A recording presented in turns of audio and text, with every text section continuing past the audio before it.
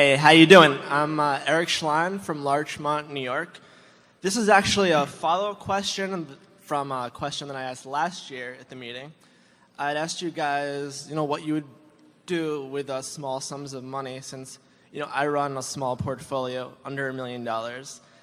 And, I asked you if you'd be doing things, like the net nets that Benjamin Graham used to talk about, and, liquidation arbitrage, a lot of the things that you used to do in the Buffett partnership. And you acknowledged that you wouldn't be just a buy and hold investor that you basically are today, but we'd be doing a lot of those transactions.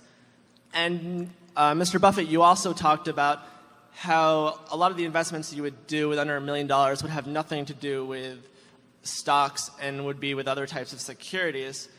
And you didn't really elaborate, neither of you really elaborated any more than that. So I guess I was wondering if you could elaborate a little bit more on how your investment strategy, back then, in reference to non-stock investments, would be different than your buy and hold strategy today. So what kind of stuff would you be doing? Maybe if you can give me a past example that you did in the 50s or the 60s, that'd be great. Thank you. Appreciate it.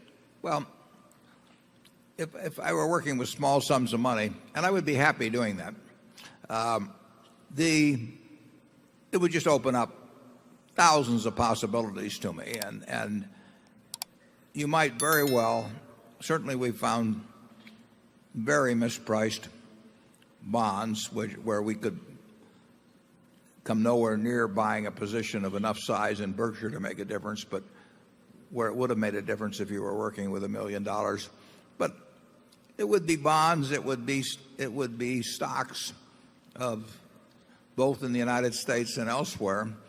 We found them in Korea a few years ago that were ridiculously cheap. You basically had to make very significant returns, but you couldn't put big money out in it. So it could be in stocks, it could be in bonds, it wouldn't be in currencies with small amounts. But I had a friend who used to buy tax liens. Tom Knapp. He's got some relatives here, and an enterprising person can find a lot of different ways of making money. You'll find them. Most of them will be in small stocks.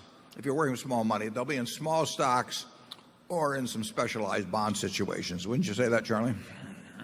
Sure.